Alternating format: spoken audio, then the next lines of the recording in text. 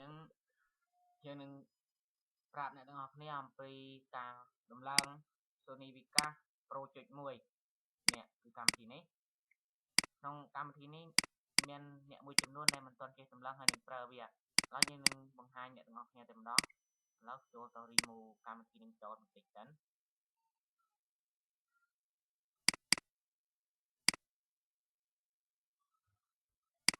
ចាំមួយ plate ចាំវា remove រួចសិន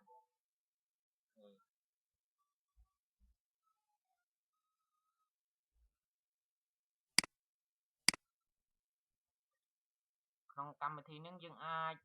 កាត់តជាវីដេអូផ្សេងៗហើយនឹងអាចប្រើប្រាស់ design អ្វីៗច្រើនទៀតនៅក្នុងកម្មវិធី Vegas មានច្រើនប្រភេទតែអានឹងប្រាប់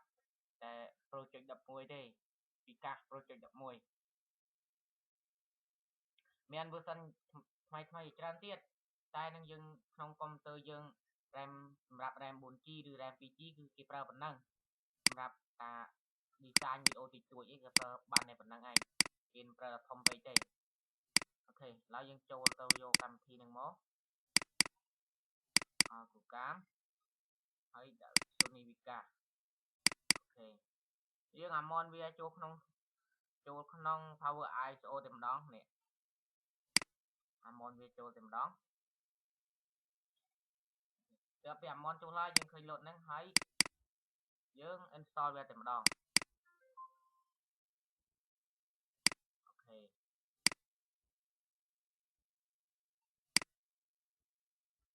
ចាំបន្តិច slider កម្មវិធីហ្នឹងគឺធំគ្រាន់ដែរអូខេហើយយក yes ទៅ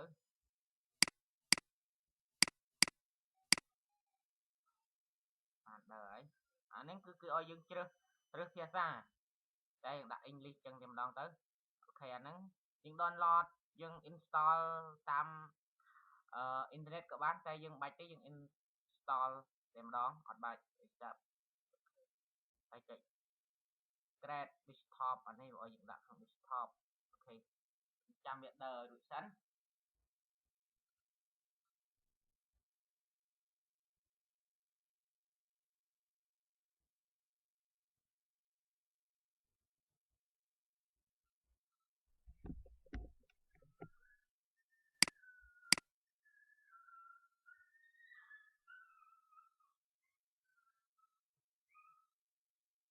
ចាំវាដើរហើយយើងនឹងមានការប្រាប់ជាបន្តទៀតឥឡូវវាកំពុងតែដំណើរការកម្មវិធីនេះគឺធំដែរ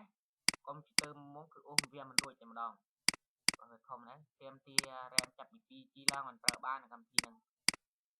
2G នៅយ៉ាកទៀតហើយយើងប្រើប្រចាំគឺ 4G 4G មិនប្រើស្រួល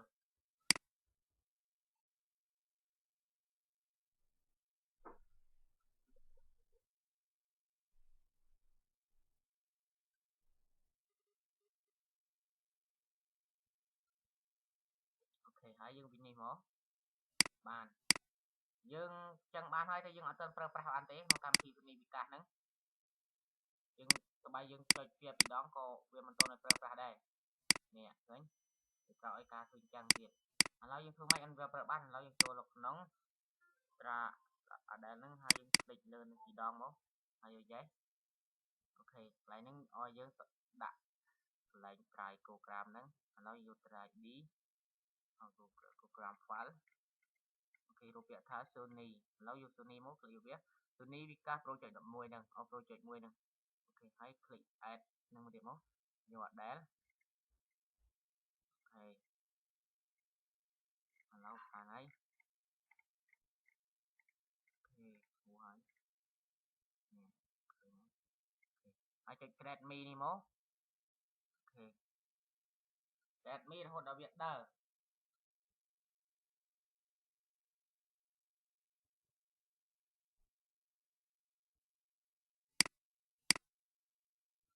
ឥឡូវយើងបើក key តែម្ដងតែ key វាគឺនៅកន្លែងហ្នឹងមិញនេះ key វាតែគឺវាកុំនឹង antivirus នេះស្ដាប់ scan កម្មវិធី scan 100ឥ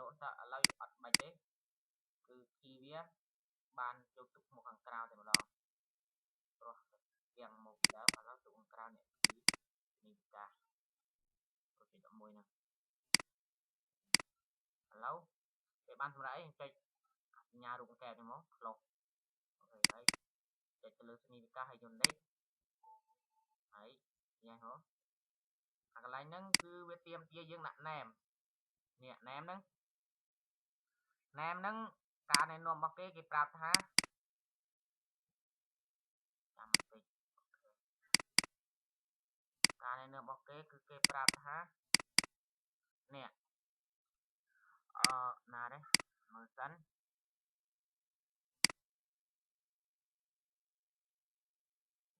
អូខេមើលសិនការណែនាំរបស់គេ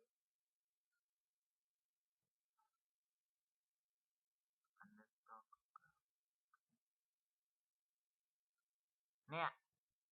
change GD FS ហ្នឹងគេ HF ហ្នឹងទៅជា 2 ហ្នឹងទៅជា T4 ឥឡូវនេះបាន change ហើយគឺបាន YouTube មកក្រៅហើយយើង copy យកដាក់តែម្ដង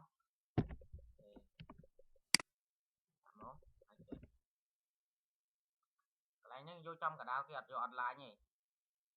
ហើយនេះទៀតមកកន្លែងហ្នឹងពីព្រោះធ្លាប់បានសម្លឹងមួយម្ដងហើយឥឡូវកន្លែងហ្នឹងក៏ដាក់ email របស់យើងហើយកន្លែងហ្នឹង name កន្លែងហ្នឹងដាក់លេខម៉ានក៏ដាក់ទៅហើយកន្លែងហ្នឹងមិនបាច់ដាក់ក៏បានដែរហើយចុចចូលទាំងពីរមកអូខេហើយវាទៀមទាយើងដាក់នៅកន្លែងយើងដាក់កន្លែងណាក៏បានដែរកន្លែងយើងដាក់តែចង់រួចយើងដាក់ក្នុង Sony តែម្ដងទៅអូខេហើយ save តែម្ដងអូខេហើយ next មកនេះ key ហ្នឹងមាន key ម្ដងទៀត key យក key លើគេតែម្ដងមកនេះ